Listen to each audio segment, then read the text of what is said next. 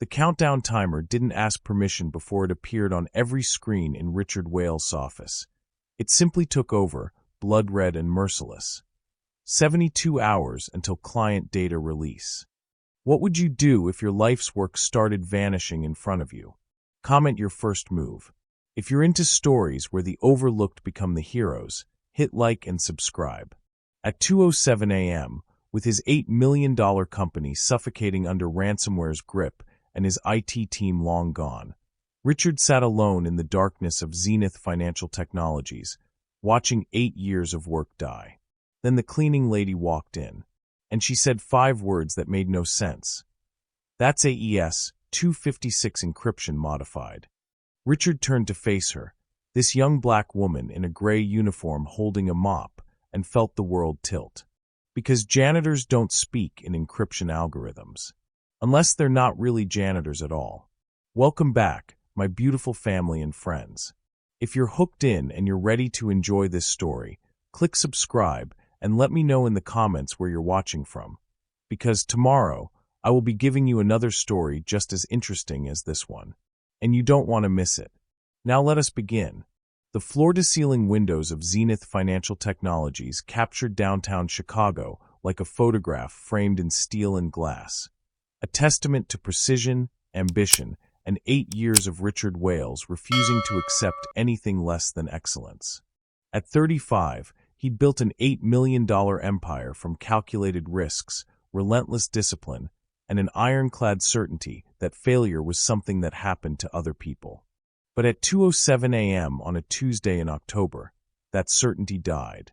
It started with a single blood-red countdown timer materializing across every screen in his corner office. 72 hours until client data release. Then the cascade began. Encryption alerts, portfolio lockouts, investment accounts frozen solid, client passwords scrambled into meaningless strings of code. Within 90 seconds, his entire wealth management infrastructure, the intricate digital architecture that managed hundreds of millions in assets, was suffocating under ransomware's grip. The demand flashed mercilessly beneath the timer. $5 million in cryptocurrency, or we publish everything. Richard slammed both palms against his mahogany desk, fingers splayed, breath coming in sharp bursts. No, this isn't real. This can't be happening. But it was.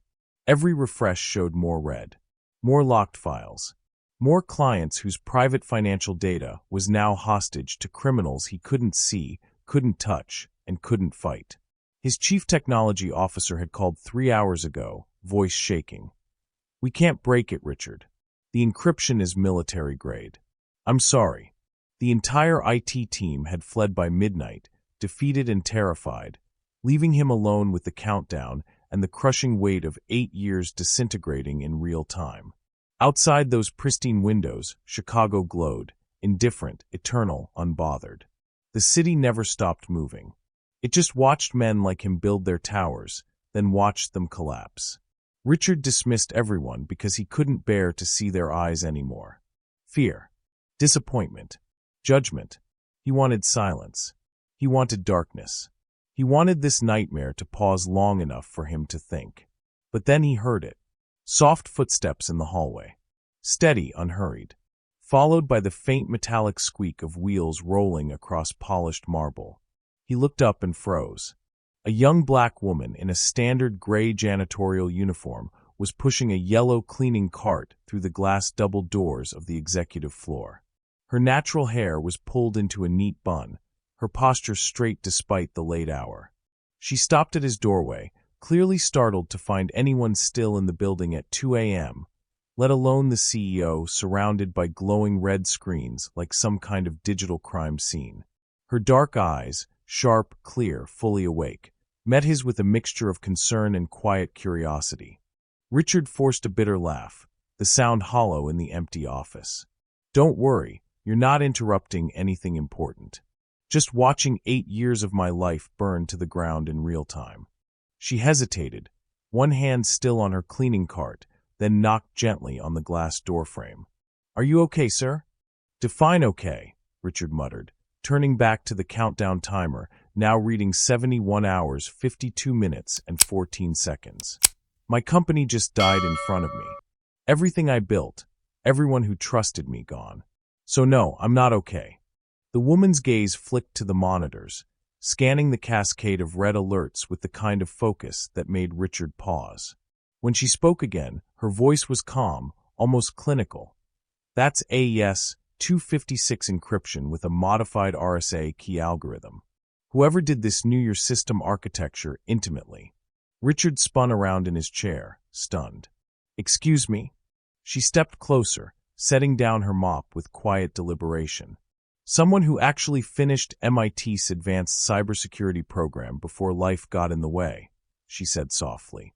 And someone who refuses to watch a person give up when there's still a chance to fight. May I take a look? Richard stared at this cleaning lady, this woman who'd been invisible to him every night she'd worked here. Now calmly analyzing code scrolling across his monitors like she was reading a restaurant menu. He wanted to laugh at the absurdity. His engineers had fled. His CTO had surrendered. And now a janitor was asking to save his company. But there was something in her eyes. Not arrogance. Not pity. Certainty. He stepped aside, gesturing to his workstation. Knock yourself out. She sat down without hesitation, fingers already flying across the keyboard with the kind of fluid confidence born from obsession, from countless hours in front of screens just like these. Within moments, she was navigating system directories Richard didn't even know existed, her hands moving with surgical precision through encrypted pathways and hidden administrative accounts. The name tag pinned to her gray uniform caught the office light as she worked. Gwen Marshall. Richard leaned forward, whispered through the exhaustion and disbelief. Who are you? Gwen's fingers never stopped moving. Right now? The only person standing between you and complete ruin. She paused, eyes locked on a directory tree unfolding across the screen. But before tonight, I was just someone you never noticed. Her index finger hovered over the enter key. Hold on to something, Mr. Wales. This might hurt a little. One click, and everything changed. But to understand how Gwen Marshall, a cleaning lady with calloused hands and an MIT education she never got to finish, ended up saving a millionaire's empire with a single click, you need to know how Richard Wales built that empire in the first place. Because every fall starts at the top, and Richard's had been coming for a long time.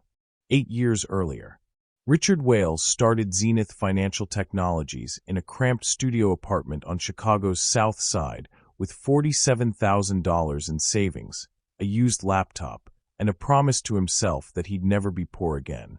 He'd grown up watching his father lose everything in the 2008 financial crisis.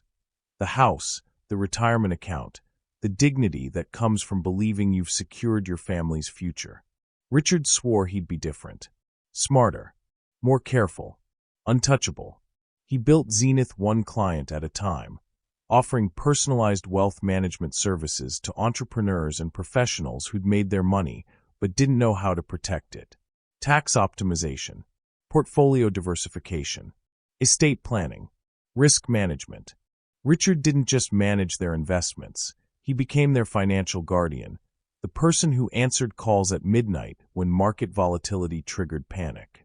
By year 3, he had $15 million in assets under management. By year 5, $50 million. By year 8, he was overseeing portfolios worth $300 million, operating out of a glass-walled suite on the 22nd floor, and pulling in an annual income that would have made his father weep with pride. But success bred blind spots. Richard trusted his systems more than his instincts. He trusted Boyd Green, his college roommate turned business partner, because loyalty felt safer than skepticism. And he stopped noticing the people around him who weren't essential to maintaining his perfect image. People like the woman who cleaned his office every Tuesday and Thursday night at 2 a.m., 3 hours before Gwen arrived. Richard were locked out. Completely locked out.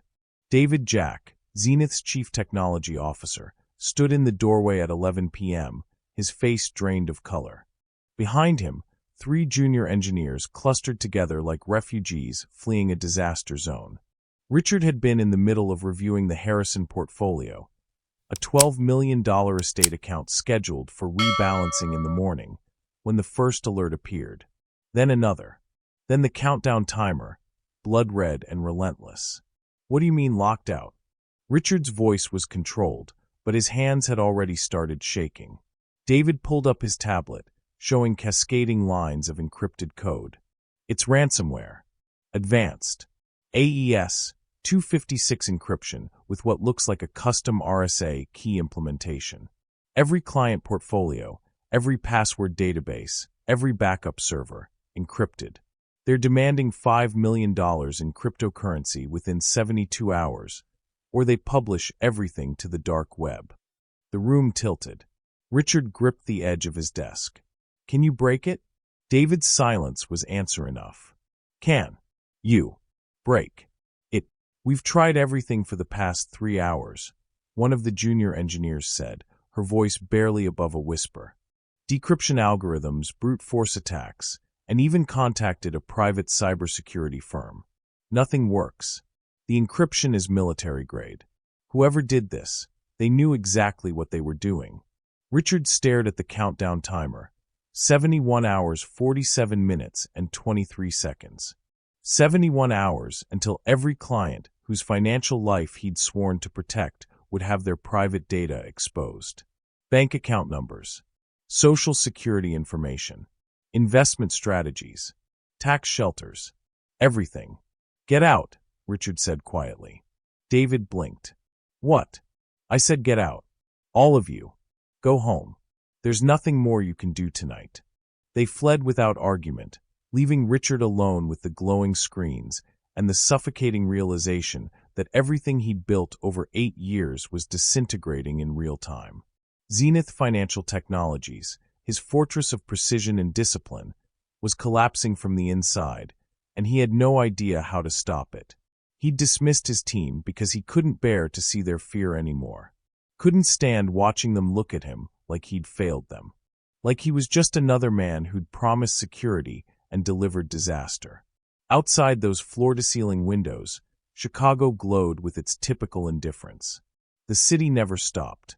It just watched men rise and fall, completely unbothered by the individual tragedies playing out in glass towers 22 stories above the street.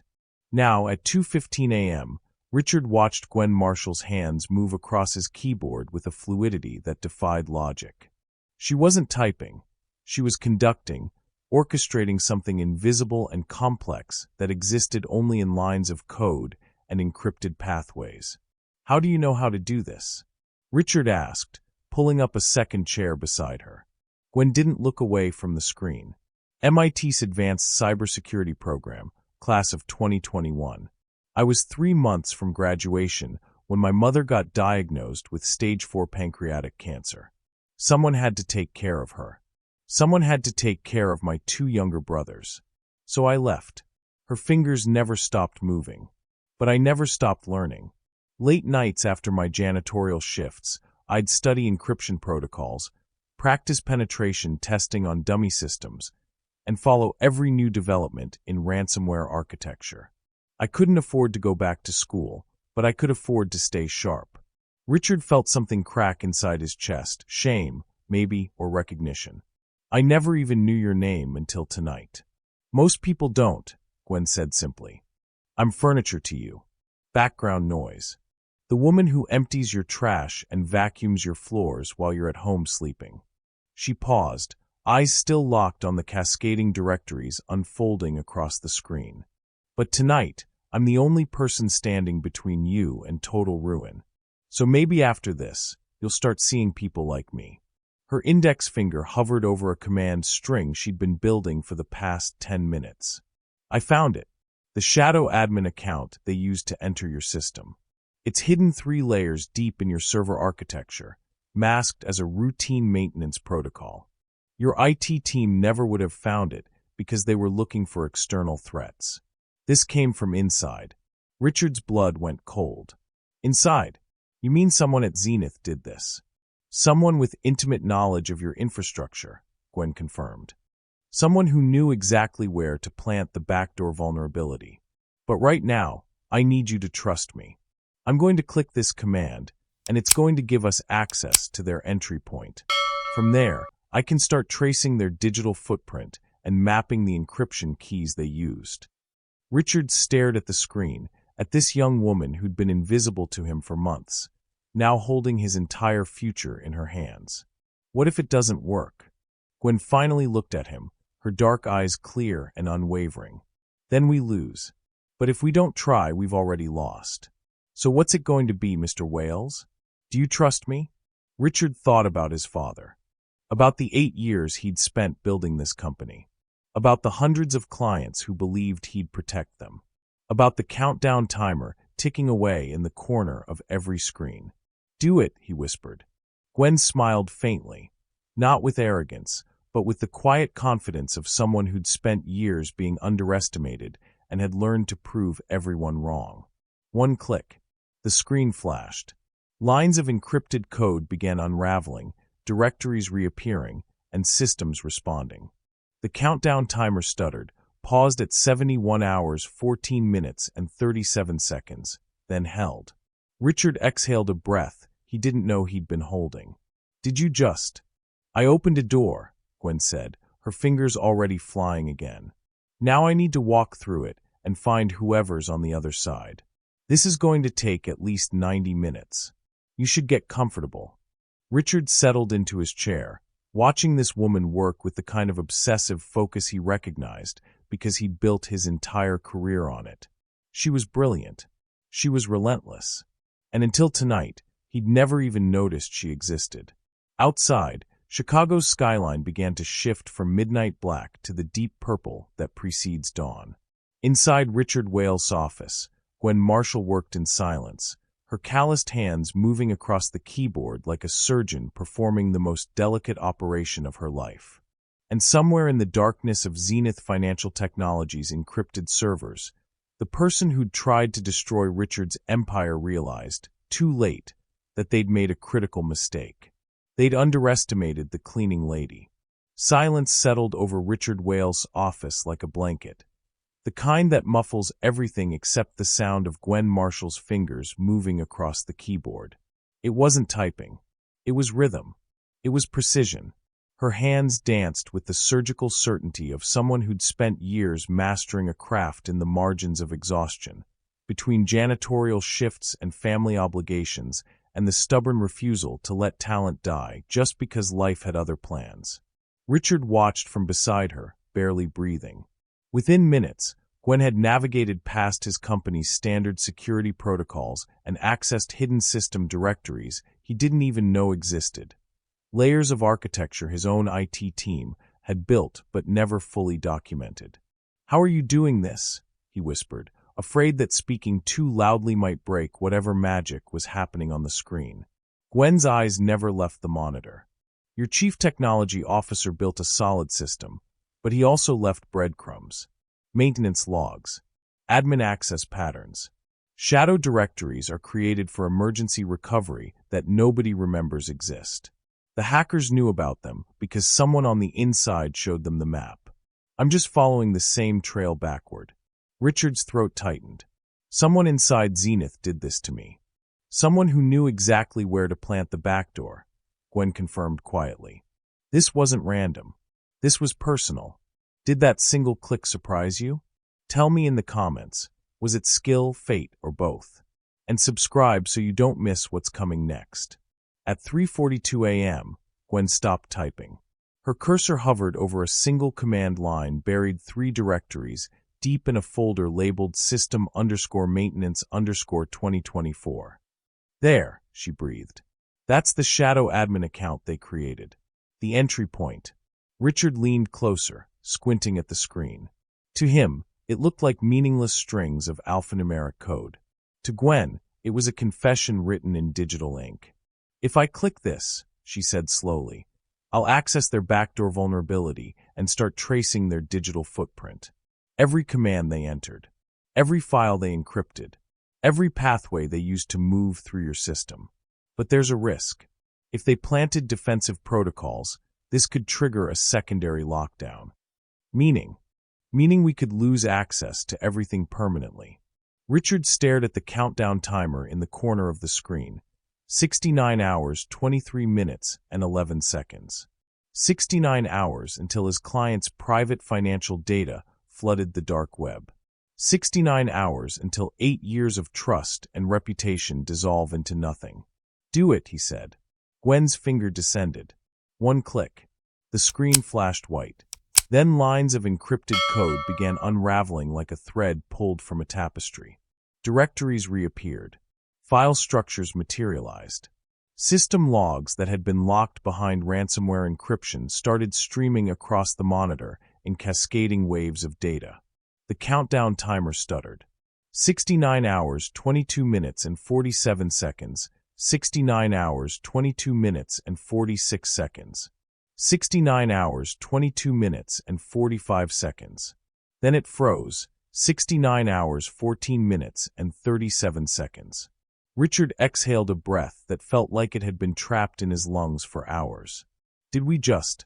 We opened a door, Gwen said, her fingers already flying again. Now I need to walk through it and find who's on the other side. This is going to take time. She worked with the focused intensity of someone performing surgery. File directories appeared on the left monitor. Encryption algorithms scrolled down the right. In the center, Gwen mapped the hacker's digital footprint. Every command they'd entered, every timestamp, every system they'd accessed.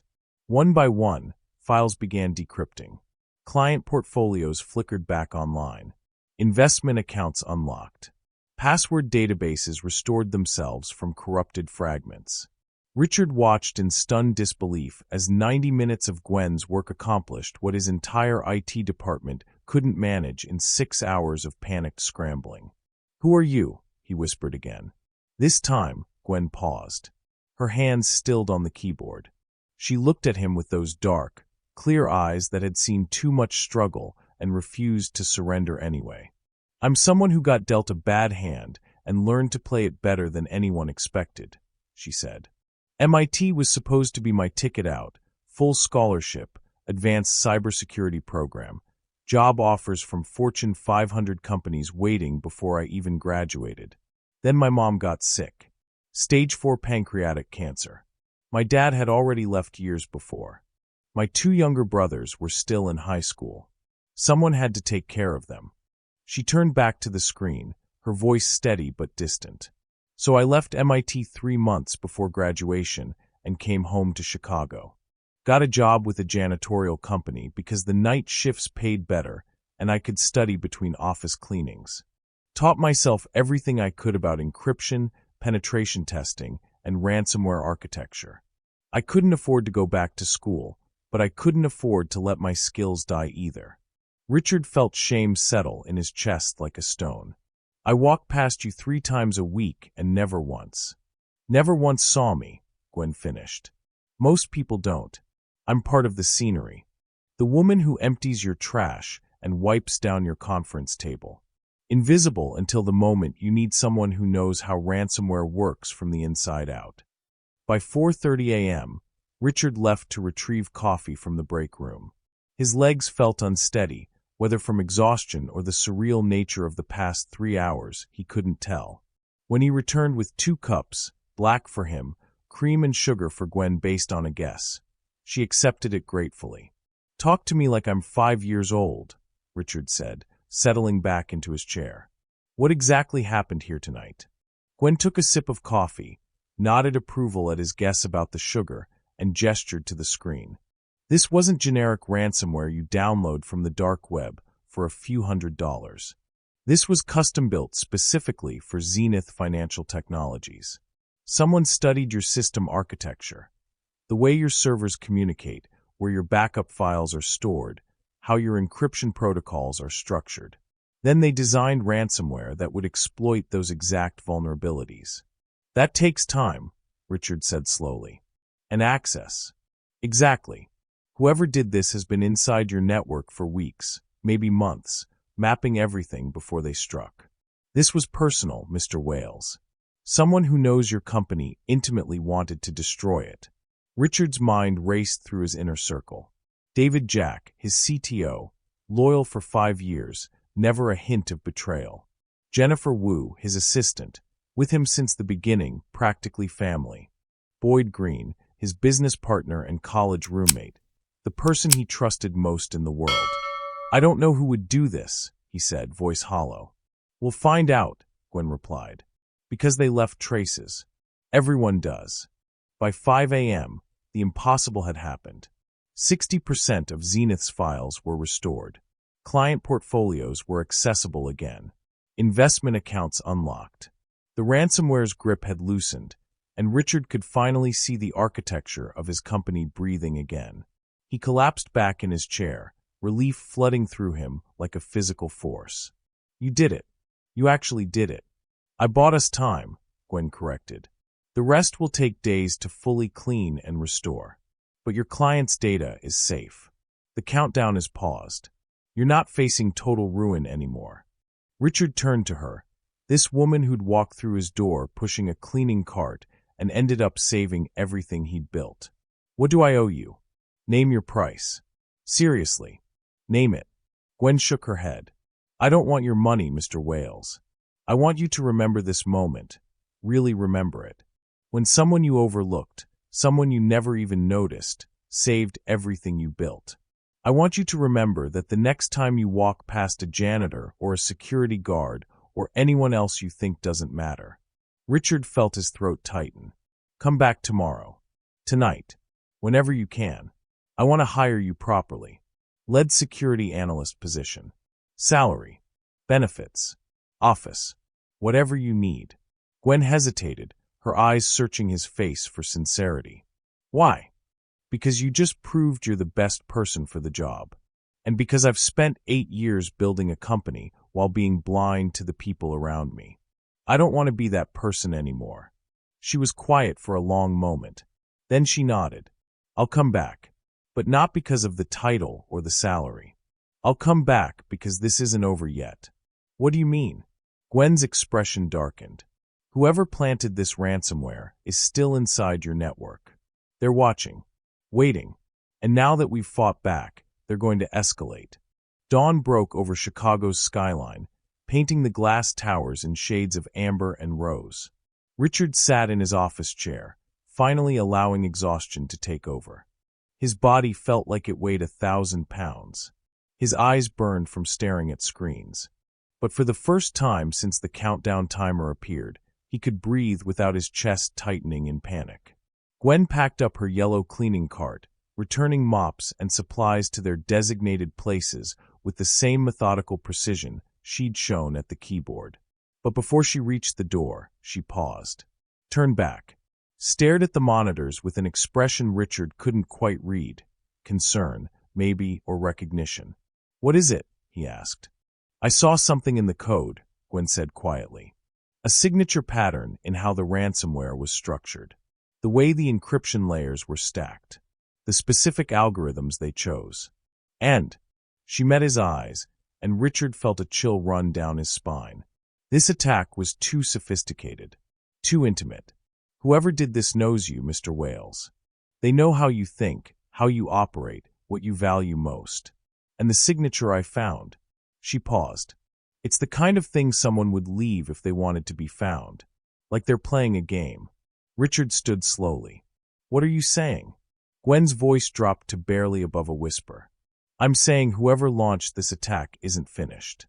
This was just the opening move." She pushed her cleaning cart through the doorway, leaving Richard alone with the glowing screens and the terrible certainty that his nightmare had only just begun. 48 hours after Gwen Marshall first walked into Richard Wales' life, pushing a yellow cleaning cart, she sat in her new office. Modest but professional, with a desk, 2 monitors, and a view of Chicago's financial district that still felt surreal. Analyzing system logs that refused to make sense. The numbers were wrong. Traffic patterns were off. Something in Zenith Financial Technologies' network was breathing when it should have been dormant. Then the alarms started screaming. Every monitor in her office was flooded with red. Error messages cascaded across screens faster than she could read them.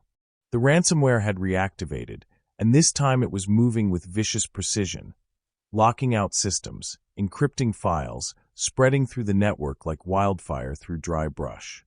A new countdown timer materialized, larger and more menacing than before. 24 hours until complete data wipe. Gwen's fingers flew across the keyboard, trying to isolate the infection, but it was too fast, too aggressive. This wasn't a remnant from the first attack. This was a coordinated strike from someone who knew exactly what she'd fixed and how to break it again. The door to her office burst open. Richard stood there, face pale, breathing hard. "I thought you fixed this." Gwen's voice remained calm despite the chaos on her screens. "I did. This is something else. Someone with current access credentials is feeding information to the attackers in real time. The threat isn't external anymore, Mr. Wales.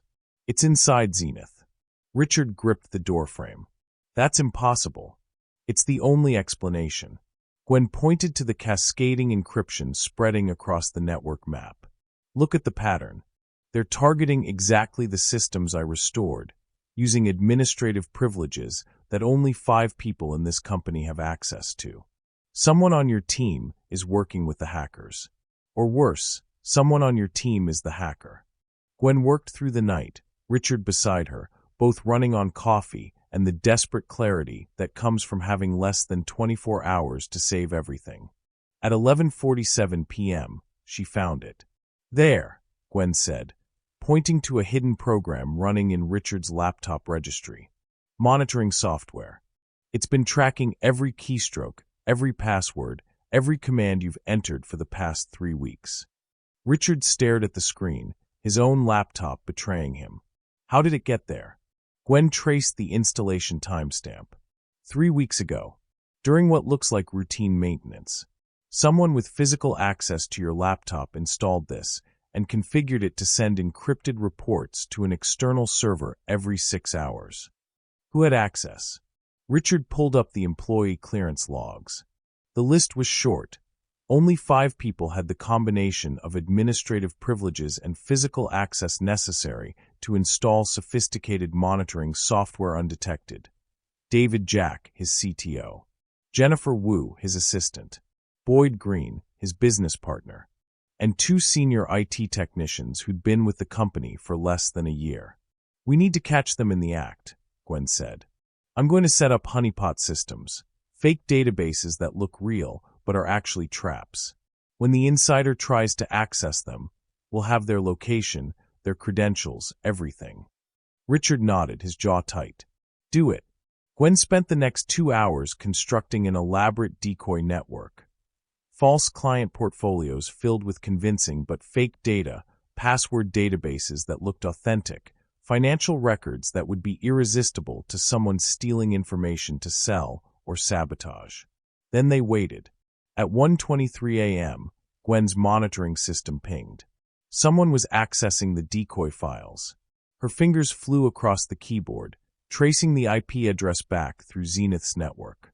The connection was coming from outside the building, a residential address in Lincoln Park. Gwen pulled up the employee database. Her stomach dropped. "No," Richard whispered, reading over her shoulder. "Not Jennifer. Jennifer Wu. His assistant since the company's founding. The woman who'd organized his calendar, screened his calls, remembered his coffee order, and stayed late countless nights helping him prepare client presentations. 8 years of loyalty. 8 years of trust. "It has to be a mistake," Richard said, his voice breaking. "Jennifer would never." "The logs don't lie," Gwen replied quietly. "We need to talk to her. Now." They drove through empty Chicago streets in silence, Richard gripping the steering wheel so hard his knuckles turned white. At 1:47 a.m., they stood outside Jennifer's modest townhouse in Lincoln Park. The windows dark except for a faint glow from what looked like a home office on the 2nd floor. Richard knocked. Once. Twice. Then harder. Jennifer answered the door in a bathrobe, her eyes red and swollen like she'd been crying for hours. When she saw Richard and Gwen standing there, her face crumbled completely. "I'm sorry," she whispered. "I'm so sorry." They sat in her living room, Jennifer on the couch, Richard and Gwen in chairs across from her, while she showed them everything with shaking hands. Photos of her 17-year-old son, Michael, at a party. Teenage stupidity captured in brutal clarity. Red plastic cups, pills scattered on a table, Michael's face frozen in a moment he probably didn't even remember. Then the emails. Threatening, methodical, cruel. Install this software on Richard Wales' laptop during his next maintenance request, or we send these photos to every college admissions board Michael applied to. Stanford, MIT, Princeton. His future ends before it begins. They knew everything, Jennifer sobbed. They knew Michael's schedule, his college applications, where I live, where he goes to school. I didn't know what to do. I couldn't let them destroy his life over one stupid mistake. Richard leaned forward, his anger dissolving into something more complicated, fury mixed with sympathy. Why didn't you come to me? Because they said if I told anyone, they'd release the photos immediately, Jennifer said, wiping her eyes. And then 2 weeks ago, $250,000 appeared in an offshore account in my name. Bank records, transaction histories, everything pointing to me accepting payment for corporate espionage. They framed me, Richard. They blackmailed me and framed me at the same time, so that even if I tried to expose them, I'd look guilty. Gwen's expression was grim. Whoever did this is sophisticated. They didn't just want your cooperation. They wanted insurance that you couldn't testify against them without destroying yourself. While Richard stayed with Jennifer, trying to process the betrayal and the manipulation, Gwen returned to her office and began tracing the money. The $250,000 in Jennifer's account had passed through 6 shell companies registered in the Cayman Islands, Latvia, and Singapore. Each transaction was encrypted, anonymized, and designed to disappear into the digital void. But Gwen had spent years studying these patterns. She knew how criminals moved money, how they hid their trails, and, most importantly, where they inevitably made mistakes because arrogance made them careless. At 3:41 a.m., she found the first crack. A transfer originating from a cryptocurrency wallet registered to a consulting firm in Delaware, Green Capital Consulting LLC. Her blood went cold. She kept digging. Bank records, corporate filings, email metadata. By 4 a.m., the picture was horrifyingly clear. Boyd Green, Richard's business partner, his college roommate, the person he'd trusted to help build Zenith Financial Technologies from a dream into an $8 million empire. Boyd had been systematically stealing client information for months: names, account numbers, investment strategies, risk profiles. Everything necessary to launch a competitor firm and steal Richard's entire client base. The ransomware wasn't about money. It was about destruction. Boyd wanted to frame Richard for negligence, destroy his reputation, collapse the company, and then sweep in to rescue the clients with his new firm already positioned as the safe alternative. Gwen called Richard. "Get back here. Now." When Richard arrived 20 minutes later, Gwen showed him everything. The bank records, the stolen client data, the corporate filings for Green Capital Management. A competitor firm Boyd had been building in secret for over a year, using Zenith's infrastructure and Richard's trust as cover. Richard stared at his business partner's name on the screen. The person who'd stood beside him at Zenith's grand opening, who'd celebrated every client milestone, who'd been there during his father's funeral, promising they'd build something that would last. "Not Boyd," Richard said, his voice hollow. "We built this together. Did you suspect Boyd, or did that twist blindside you? Drop your guess below." Gwen's reply was firm but not unkind. "He didn't build it, Mr. Wales. He dismantled it from the inside while you trusted him. And now he's planning to take everything." Gwen kept digging through Boyd's digital footprint. At 4:47 a.m., she found something that made her curse under her breath. "What is it?" Richard asked. "A second ransomware bomb. A dead man's switch." Gwen pointed to lines of code buried deep in Zenith server architecture. "This activates automatically every 12 hours unless Boyd enters a deactivation code.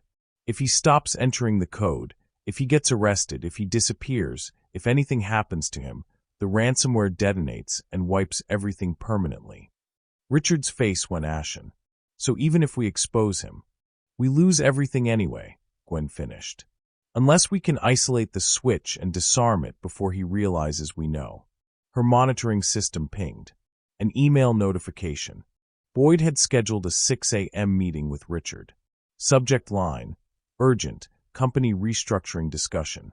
Gwen and Richard looked at each other across the server room, both understanding exactly what that meeting meant.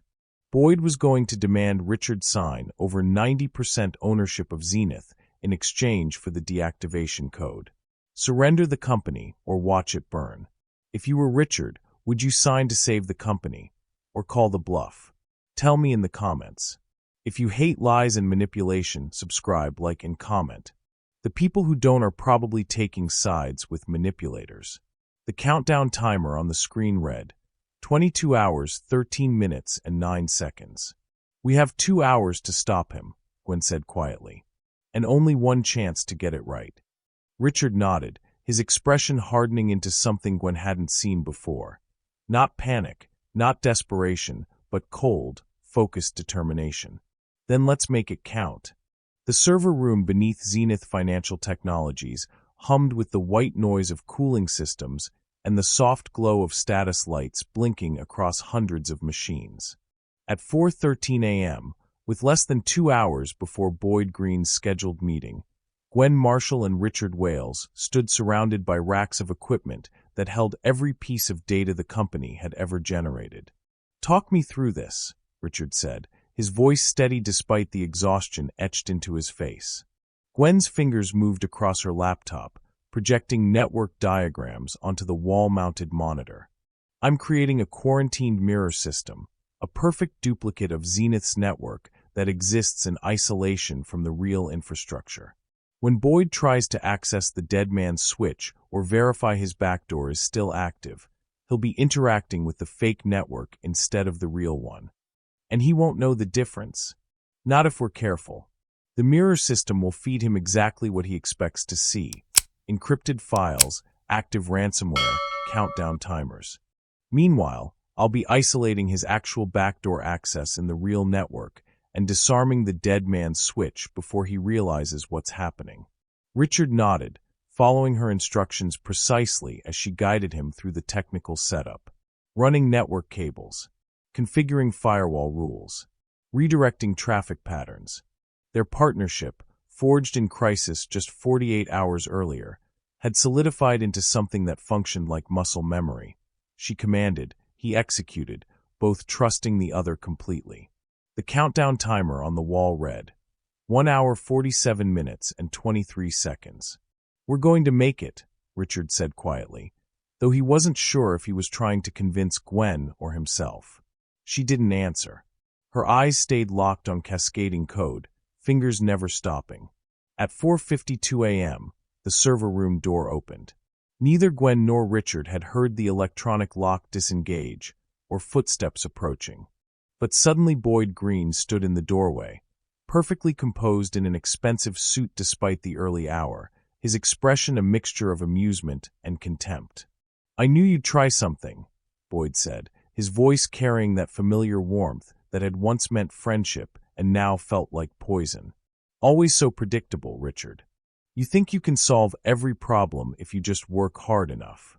Richard stood slowly, positioning himself between Boyd and Gwen's workstation. "How long, Boyd? How long have you been planning this?" Boyd laughed, stepping into the room with the casual confidence of someone who believed he'd already won. "Since the day you refused to make me equal partner. You wanted 60-40. After everything I did to help you build this company? That was your mistake, Richard. Treating me like an employee instead of a founder. So you decided to destroy everything we built together? I decided to take what I deserved." Boyd pulled a folded document from his jacket pocket. "Here's how this works. You sign over 90% ownership of Zenith Financial Technologies to me. In exchange, I give you the deactivation code for the dead man's switch. The company survives, and you get to keep 10%. Enough to pay your bills and remember what you lost." He glanced at Gwen with barely concealed disdain. "And don't think your cleaning lady can save you again. You think anyone will believe a janitor over a Harvard MBA? Richard's already ruined. His IT team failed. His assistant betrayed him. His reputation is hanging by a thread. I'm offering him a way to save face and protect his clients." Gwen didn't look up from her laptop. When she spoke, her voice was calm and absolutely certain. "They'll believe the evidence." Boyd sneered. "What evidence? You think you can trace my transactions? Good luck. I've been planning this for 18 months. Every shell company is layered behind 6 degrees of separation. Every communication encrypted and self-destructing. You've got nothing." "We've got Jennifer Wu's testimony," Richard said quietly. "We know about the blackmail, the offshore accounts, green capital management." For the first time, Boyd's expression flickered with something other than confidence. "Jennifer won't testify. She's as guilty as I am. She installed the monitoring software." "Under duress," Gwen said, still focused on her screen. "That's called coercion, not conspiracy. And she's already agreed to cooperate with federal authorities in exchange for immunity." Boyd's jaw tightened. "You're bluffing." "Am I?" Gwen finally looked up, her dark eyes meeting his with absolute clarity. "While you've been standing here explaining your brilliant plan, I've been mapping every transaction you've made over the past 18 months. Every cryptocurrency wallet, every wire transfer, every piece of stolen client data you've been stockpiling for green capital management." Boyd moved toward Gwen's workstation, but Richard blocked his path. "You're done," Richard said. "Walk away now, and maybe you can negotiate with the FBI when they arrive." "The FBI isn't coming," Boyd snarled.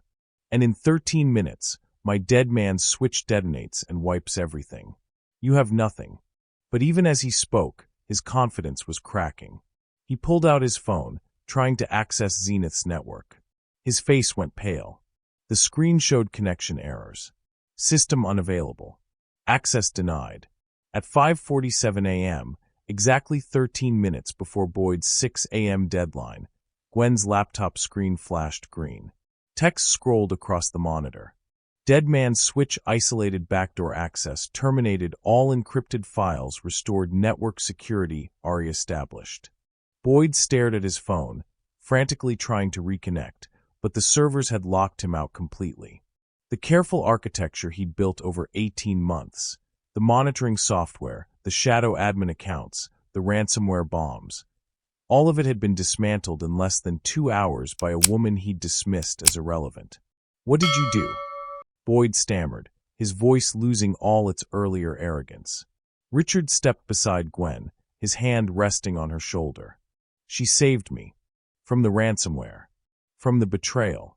And from you." Gwen closed her laptop with quiet finality. "The mirror system worked perfectly.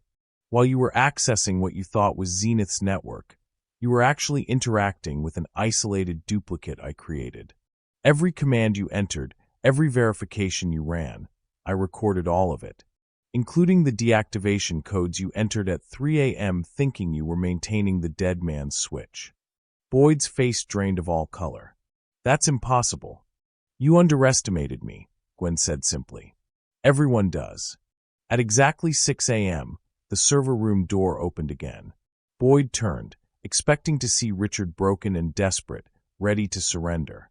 Instead, 4 FBI agents entered, followed by 2 forensic accountants and Agent Sarah Morrison, whose expression carried the grim satisfaction of someone who'd been building a case and finally had enough evidence to move. "Boyd Green," Agent Morrison said, pulling out handcuffs. "You're under arrest for wire fraud, computer fraud and abuse, extortion, and conspiracy to commit corporate espionage." Boyd's legs seemed to give out. He gripped the edge of a server rack for support. "You can't prove anything." "Actually, we can." Agent Morrison gestured to Gwen. "Ms. Marshall has provided comprehensive documentation. Offshore accounts in your name. Stolen client data. Communications with dark web ransomware developers. Bank records showing systematic theft over 18 months. And Jennifer Wu's testimony, given under immunity, detailing how you blackmailed her into installing monitoring software. Jennifer's testimony won't hold up. She was wearing a wire when you called her 2 nights ago," Gwen said quietly. The FBI has recordings of you threatening to release the photos of her son if she didn't maintain her silence. That's witness intimidation. It's also incredibly stupid. Richard watched as FBI agents read Boyd his rights, the words washing over his former business partner like cold water. The person he'd trusted. The person he'd built a company with. The person who'd been dismantling everything from the inside while wearing the mask of friendship. As they led Boyd toward the door in handcuffs, he turned back one last time. You're going to fail without me, Richard. This company was built on my connections, my strategy. This company, Richard said quietly, was built on trust. Something you never understood. Boyd was led away, his empire-stealing plan shattered, leaving only Richard and Gwen standing in the server room as dawn broke over Chicago. 6 months later. The conference room on the 22nd floor of Zenith Financial Technologies, now under new management and a new name, buzzed with anticipation. Every employee was present, from senior analysts to junior IT staff, all wondering why Richard had called an emergency company-wide meeting on a Tuesday morning. Richard stood at the front of the room, Gwen Marshall beside him. She wore a sharp navy suit that replaced the gray janitorial uniform she'd worn that first night 6 months ago. Her hair was styled professionally, her posture confident, her expression calm. I want to tell you a story, Richard began, his voice carrying across the silent room. 6 months ago, I was sitting alone in my office watching this company die. Ransomware had encrypted everything. My IT team had fled. I was convinced I'd lost everything I'd spent 8 years building. He paused, looking at Gwen.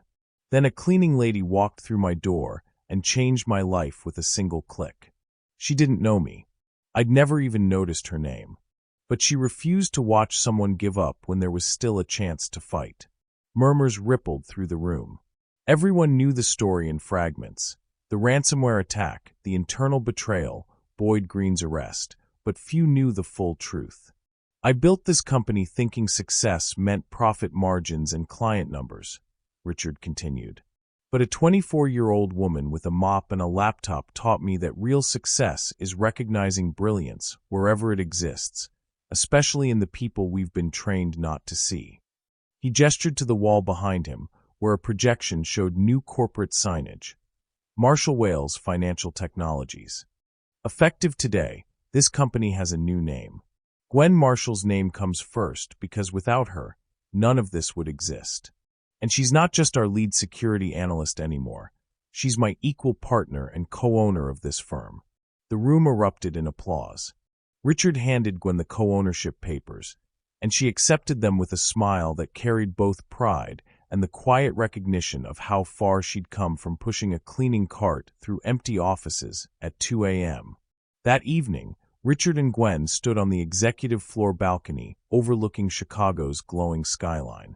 The city stretched out before them, indifferent and eternal, the same view Richard had stared at the night his world collapsed. I never asked you why, Richard said quietly. That first night, when you saw me sitting there in the dark watching my company burn, why did you help me? You didn't know me. I was just another rich guy who'd never noticed you existed.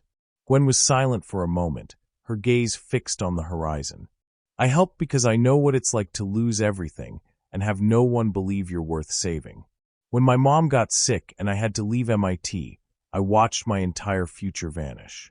All those professors who'd praised my brilliance suddenly stopped returning my calls. The job offers disappeared. I became invisible. She turned to face him. But I never stopped believing I had value, even when the world acted like I didn't. And that night, I saw someone who'd forgotten his own worth because he measured it in things that could be taken away. I couldn't walk away from that. One click, Richard said softly. One click changed everything. Gwen smiled. One click can change everything, but only if someone is brave enough to make it. They stood there in comfortable silence, two people who'd found partnership in the most unlikely circumstances, watching the city lights flicker against the darkness. Marshall Wales Financial Technologies.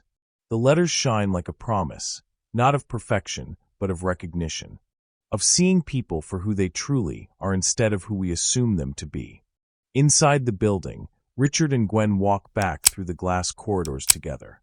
Not as CEO and employee, not as savior and saved, but as equals, partners, two people ready to build something greater than either could have created alone. Do you believe that sometimes the people we overlook are exactly the ones meant to save us? The answer, written in glowing letters against Chicago's night sky, is already clear.